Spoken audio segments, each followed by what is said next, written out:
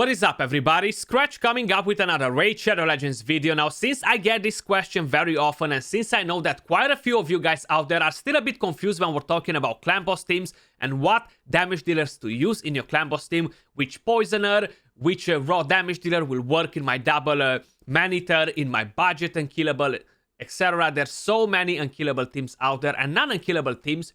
And overall, my main goal in today's video, guys, is to kind of help you understand which ones are your best options, okay? So we're gonna go over the best epic damage dealers in the entire game, regardless if we're talking about poisoners, we're talking about raw damage dealers, or super crazy champions like a Geomancer or anything like that, you know? It's no secret the majority of people are running unkillable teams, you know? There's so many champions now that can actually help your team to become unkillable, so many different combinations. Literally for the last 1.5 years, we got so many different combinations since we have the clan boss calculator. But we still have kind of like the same teams dominating. Like the double man-eater is probably the most popular team in the entire game. All affinities, all difficulties, pretty easy to set up. It doesn't require insane stats to get on the champions like crazy speeds, you know? So there is no secret. It's definitely the most popular. When we're talking about legendary damage dealers, Dracomorph, Jintoro, Ninja, Turvold, etc., we know that those are kind of like the big guns, the most popular ones, and it's not as hard to decide, well, I'm gonna take Draco because I have him available. Of course, you're gonna take that. But when you don't have all those champions available, everything becomes a bit more different, and especially when you're not running this team. You might be running budget unkillable, you might be running double man-eater, you might be running something with Emita, with Warcaster, with Sir Nicholas, with Skull Crusher and Roshkar the Tower. So there are many different variations of unkillable teams out there, you know? And it does get pretty hard to select your damage dealers. You see, most of these are running with legendary champions as DPSers. This one is kind of like the only one that we see running with an epic champion. And honestly, I wasn't aware that this epic champion can take my man-eater team to a 1 key. Now, probably he has like 3 toxic sets on all these champions in order to achieve these results. It might not necessarily work on every single affinity, especially if Seeker has any problems. But overall, it's definitely something impressive to see that this champion can take your team to a 1 key, you know? So, that being said, let's jump over and start talking about all the champions. I'm gonna try to kind of like explain you where I would use this champion in which situation. You know, I'm not really gonna go over their kit as much, guys, because we are pretty familiar with their kits. We can actually see them ourselves right here. But from the Bannerlords, we actually have Rowan. You know, I don't really see any other champions that stand out that I would use on my clan boss team from the epic champions. Definitely not at this very moment, you know. So Rowan, she's very good for budget unkillable teams as the stun target. Since she is void affinity, that's actually gonna help you out quite a bit. She brings 4 poisons right here on a 3-turn cooldown. That's pretty good. It's kind of like standard for an epic champion, epic poisoner, you know. Nothing else really stands out for clan boss. The stats on her are nothing too insane. I wouldn't use this on the man-eater. I would use this champion on a team where I can actually bring in another damage dealer, you know. So I wouldn't use her on a man-eater, for example. I would use her on double man-eater, slow double man-eater, on a team with the Emita Warcaster or the Emita man-eater. I would use her on a budget unkillable, how I specified, great stun target overall, just because I need another champion to bring me defense down, weaken, and all these sort of buffs in order to maximize the damage that I can do on clan boss, you know. So that's kind of like where I would use Rowan. She's not a bad epic champion if you have her, especially that she's void. She's gonna work on every single affinity. That's kind of like the best thing about her.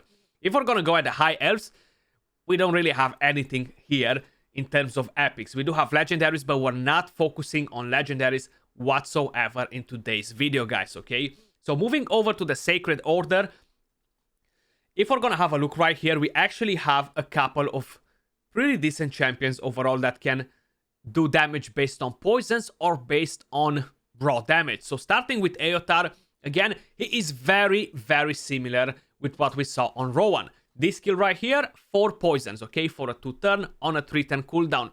I used to run this bad boy on my double man-eater unkillable team ages ago. And even on the Maniter Sir Nicholas Unkillable team, he was amazing. But I was running him next to Dracomorph, so I have defense down and weaken. Now, you could pair this champion or Rowan, for example, if you have an Anax, if you have a Fane, if you have a different legendary champion that brings you the debuffs in your team, he's actually gonna do a pretty decent job. He can do 15 plus million damage on a 50 turn team, you know, on an unkillable team. Overall, he's not a bad champion, but again, not a very tanky champion. He doesn't hit extremely hard if you're actually paying attention to the damage he deals, so he's not that bad. And he has an increased ally attack in all battles by 21%, which is pretty decent to get a bit of a boost in your damage, you know. I'm actually a pretty decent fan of Ayotar. I haven't used him in a while, but I used to like him back in the day. Kind of got a bit power creep by better champions overall, you know. Phoenix or Phoenix or Phoenix or whatever. Whatever. Everybody kind of calls him a bit differently. You know me, I'm kind of like the butcher here. He hits decent with the A2, A3, is nothing special out of here. But what matters right here is his A1, man. This has crazy multipliers, okay? Double hit when you have debuffs on the target. I would run this champion on any team that has increased attack, and I already have defense down and weaken from a different team. When I'm making takeovers, for example, a lot of times I'm doing teams with double Maniters or just one Maniter paired with Warcaster, paired with Roshguard or Sir Nicholas or Demita. And then I have space for 3 DPS, you know. I'm definitely bringing in a raw damage dealer if they don't have many poisoners. And you don't want to have too many poisoners because you're going to fill up the poison bar and you're just going to lose on debuffs and damage. So that overall is not a good thing for your clan boss team either. You know, you want to find the right balance. Even if you don't have the poison bar full at 10 every single time, but you have 8 or 9 debuffs constantly on, it's much better than having it overflow, you know, because overall you will be losing damage like that. So he can actually hit super hard with the A1. When I tried him ages ago, I think he was doing around 250 to 300k damage with the A1 with the build that I had him at that time. Increased attack on him is actually very powerful because it does give him a lot of extra damage. So, example, I would run him together with Fane and together with Rowan. Tons of poisons, defense down, weaken, and I would run him like that. I wouldn't have increased attack because that's pretty hard to get in your team depending on what sort of team you're running, you know? So that's pretty much kind of like everything from this faction if we're talking about solid damage dealers, you know? I'm kind of gonna split them in top, middle, and lower tiers because a lot of them won't really have a massive use in clan boss once you start getting better champions on your account, you know? And if we're gonna go at the Barbarians, so right here we have quite a few decent epics. A couple of them are kind of like middle to lower tier because it's pretty easy to replace them. And that's Aina, for example. She does bring the defense down, she brings weaken, and she hits pretty hard. But she doesn't really bring anything else to the kit. The cooldowns are pretty long on her. It's kind of like the same situation with Suwai Fistborn right here. Weaken, you have a decreased attack, you have defense down on this skill. But the main idea with these two champions from this faction, for example, is that once you get better champions to replace them, they're kind of like out of the equation. You know, you're not going to use them again, maybe only for faction wars. So I would kind of put this into the middle or the lower tiers if we're kind of like ranking them a bit. And they're kind of working better on relentless sets. So you got to think about it. This will work in the Bad Eater, in the Double Man Eater with Seeker, and what I showed you that is the most popular team. In the Batman Forever, with either double Sir Nicholas, double Roshguard, because that actually allows you to have champions on Relentless. Will work on unkillable teams where you are able to run Relentless. They're not so good on a budget Man-Eater unkillable, for example, because you cannot get Relentless, they have long cooldowns, and they're not really bringing poisons or anything else. You know, of course you can put them on toxic sets or reflex sets, and that will actually improve a bit the damage that they can do, but it's not so amazing, you know? So these are two of the very good epic champions from here. My ultimate favorite, probably out of all the epic champions when we're talking about clan boss. I know Geomancer is very solid, but I love Ferakin the Fat. He has such a complex kit, like he just offers way too much to be ignored. Defense down on the A1, poisons, HP burn, increased crit rate, crit damage, and ally attack.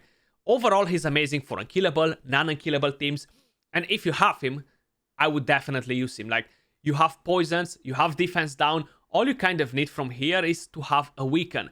Now, you might have a Brachus, for example. He has weaken, increased attack. That's going to give you an insane amount of damage on your team. It's definitely a champion that you can use on any team. I ran him on the Bad-Eater team and was very hard, was very gear intensive. I required toxic sets in order to reach 1 key with him on the Bad-Eater comp, but was doable, you know. So probably for the majority of people it's not going to be, because how I specified was really gear intensive, but a 2 key Bad-Eater comp with him is gonna be just fine. 1 key Nightmare, 1 key Brutal. Kind of depends what other champions you have available, but definitely Ferrokin the Fat, not a champion to sleep on. Definitely not a champion that's gonna get power creeped anytime soon, because he's just so powerful overall. I cannot recommend this champion enough, honestly. Some of you guys might be like, well, Skratch, I think you're in love with Ferrokin. I'm actually not, because he's not really my cup of tea, but yeah. If we're gonna go at the Ogryn tribes, we do have a pretty nasty champion in here too. So Occult Brawler was always considered one of the top poisoners in the game, and he is pretty solid overall, but he doesn't bring anything else, you know. So you need to have a different champion that brings in defense down, weaken, if you need attack up or anything like that in the team, ally attack, etc., counter attack, poisons on the A1, poisons from the passive. He can actually throw in a lot of damage. I tried him on double man-eater comps. I compare him with Frozen Banshee, with Ayotar, and honestly, he's kind of like at the top out of all these poisoners. Definitely not a champion to sleep on. I would run him on teams where I actually have space for multiple DPSers, not on Bad-Eater comps or anything like that. But unkillable, non-unkillable is definitely a force to reckon with. Now, more of a middle tier champion for Clan Boss, but he's not middle tier for the rest of the content in the game. Eurogrim, okay? So for Clan Boss, yeah, it doesn't hit hard, but it brings you a pretty decent chance of landing poisons on the A1 and more poisons on the A3 on a 4-turn cooldown. Not enough, but he does give you a bit of a heal. I wouldn't personally run him on unkillable teams unless I need to have a cleanser in that team. And he could be actually the cleanser with this skill right here. And then you have the clean sorted, you have a couple of poisons, and you have a bit of a heal, and you have a higher chance to counter attack from masteries because you're healing your team a bit more. And you have the speed aura if you need it for your team, you know? And if we're moving over to the next faction at the Lizardmans, we actually have Venomage. I like Venomage a lot. She's definitely not a champion to use on unkillable teams, in my opinion. On the A1, you can actually detonate the poisons, which is pretty nice. The A2 just gives you different debuffs, but the A3 gives you poisons, okay? So it gives you 2 poisons for 2 turns, and that's on a 3-turn cooldown. Pretty decent. You have damage reduction from her. I like the champion paired with the Vizier, for example. I feel like she's very powerful, but again, not for unkillable teams. I feel like I could bring in a better damage dealer for that role. She's kind of like for non-unkillable teams. If we're gonna move over to the Skinwalkers, this again is kind of like a middle tier champion for me, because we're not really gonna be able to do much with him in Clan Boss. We might be able to use him as stun targets in some specific teams, but it's pretty hard to make him work overall, man, because with this skill right here, he does drop a lot of poisons, but he reduces his HP by 99%, so he's gonna be almost dead, so he needs to heal as soon as he can get his move on, you know, he can get his groove on, because if not, he's gonna get wrecked. That's why you really gotta make him work in some sort of unkillable team, block damage team or something that requires a stun target, you know, and this is on a 4-turn cooldown fully booked. But he's great for dungeons though, like if you're working like on poison detonation teams or anything like that, he's actually doing a pretty solid job. Moving over to the next faction in the Orcs right here. I tried a while ago, I actually tried Bonekeeper. Now, I wouldn't really suggest you to 6-star one if you don't have one already at 60. I tried her on the Bad-Eater. I wasn't able to one key with her. She was hitting pretty decent, but just not enough. Extra hit from here, defense down from there, and you don't have weaken. That was kind of like the main problem why we weren't able to get one key on a Ultra Nightmare with her in the Barrier comp, you know. Moving over to the demon spawns, we don't really have anything crazy in terms of poisoners or raw damage dealers for clan boss in here when we're talking about epics, you know. But yeah, I wouldn't probably suggest you this one. I know she has a poison right here. She has the chance to increase the duration of all debuffs on the target, but this one is kind of like the bottom tier of any epic poisoner or epic damage dealer for clan boss, you know. So honestly, I would not recommend you to invest in this champion, you know. So definitely not something to have on the list. I do feel like I needed to mention her since probably some of you guys are using her and might be saying like, Skratch, you forgot that champion, you know. On the Undead Hordes, guys, we actually have Anax right here. I really like this bad boy. He's a bit more complicated, right? The passive doesn't allow you to just throw him in your team and make it work, but it's not that hard to actually set up teams with him either. And if you're running him in block damage teams instead of unkillable, you don't even have to worry about it at all. But defense down, you have poisons right here for 3 turns on a 3-turn cooldown, okay? That's kind of like the thing that I like the most out of it, because I tried him on the Barrier, I think was the Barrier, to compare him with Fane and other champions, and he was filling up the poison bar on Relentless. I was actually very impressed to see that he was able to fill up the poison bar with debuffs, you know. And right here you have the Weaken on a 3-turn cooldown as well. Anax actually a very, very solid champion. If you have him, definitely a champion to pair with, for example, with Ayotar, Rowan, Farrakeen the Fat, Suwai, Aina, this sort of champions, you know. A Geomancer, for example, they can make a crazy combo. And if you have decent gear to give them full crit rate, a bit of damage, they're definitely gonna take you to a 1-key Ultra Nightmare, you know. If we're gonna go at the Dark Elves, this one is actually coming in all the way from the Doom Tower, the Dark Kael. Decent champion. I like him a lot for dungeons. He's actually pretty interesting with this one. Detonating poisons and HP burn. I wouldn't really recommend you to pair him with Geomaster, for example, because he's gonna decrease the cooldown of the HP burn maybe, and you'll be losing damage from Geomaster overall. But we have poisons and poison sensitivity, the A1 that detonates that. Decrease attack if you choose to run him on a non-unkillable team. He doesn't have crazy stats, but hey, decent enough. Interesting passive. So I would run this champion with a lot of poisoners. For example, if you overflow the poison bar, this is the champion to be used in there, because he's gonna make those poisons explode on and on and on and on and on. So that's a pretty good thing, because you're getting tons of damage like that, you know. If we're gonna move over to the Night Revenants. So right here, guys, again, we don't really have poisoners to be like, wow. But what we have right here is kind of like a lower tier champion in terms of damage, and that is Whisper.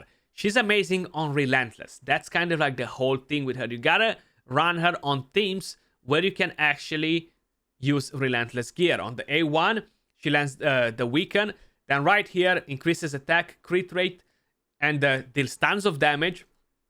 And this skill grants an extra turn if the target is under decreased defense and weaken. Now, since we have the team presets, you are able to block specific skills from not being used on a run. You know, like Turvold, you don't want him to get increased speed, makes it easier for you to run it. Same with Lord Shazar, etc. So that allows you to use different champions that are more non-conventional for specific teams without a problem, basically, you know. So I see this as a lower tier champion, just for the simple fact that you won't really have a massive use from her out of clan boss, except faction wars. She's a good damage dealer there, don't get me wrong, but that's about it. And she's very easy to replace in a clan boss team. That's kind of like my main idea here, you know. And I forgot one of the one champion from the Skinwalkers. Again, a lower tier in my opinion. Used to be very powerful like 3 years ago, but he really got power creep.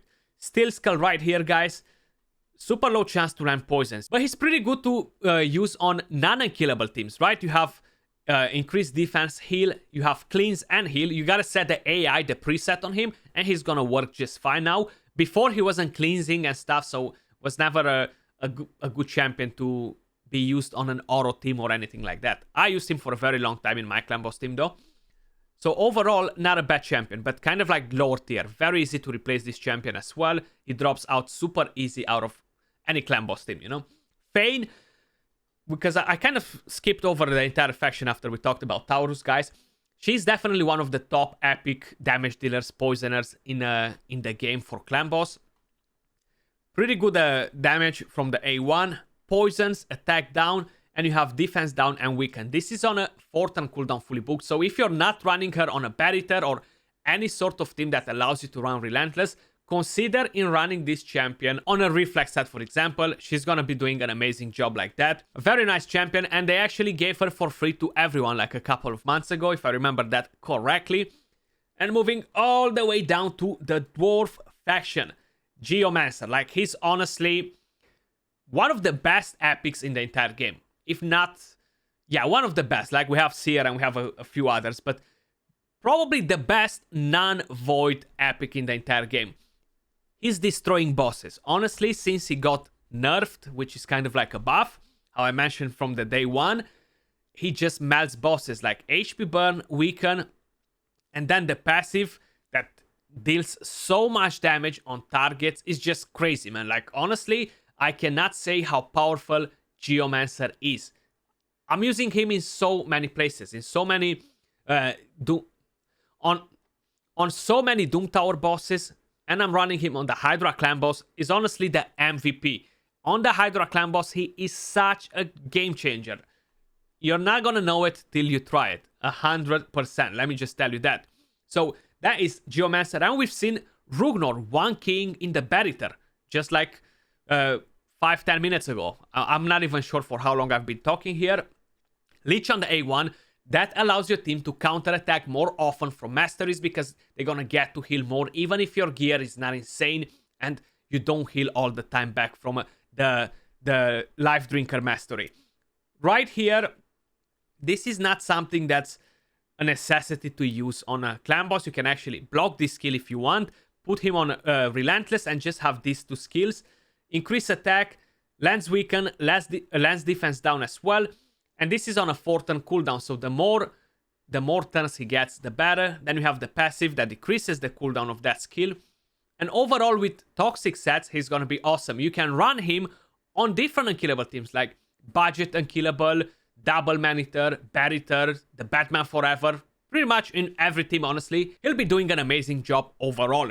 And we have one more faction, guys, to check out. And honestly, there's only one champion right here, and I see this champion kind of like a lower tier champion. Very easy to replace him, and the only place where you can actually run him afterwards, Faction Wars, or if you want to run him on your Fire Knight team if you don't have better options. Fancy, right? We have poisons on the A3. On a 3 turn cooldown, that's about it. So he doesn't do anything else. This is another champion that I would pair together with another poisoner, another damage dealer, another debuffer in the team. But that's kind of like everything in terms of champions, guys. Do let me know in the comments down below, out of all these epics that I named, which one is your favorite and in what sort of team you're actually running him, you know? Is the majority of you guys running unkillable teams, non-unkillable teams? You're relying on poisoners, on raw damage dealers? I'm curious to find out, guys, so please let me know in the comments down below. But that was all for this video. Much love, appreciate all of you guys watching. Stay safe, and I'll catch you all soon in the next video. Peace.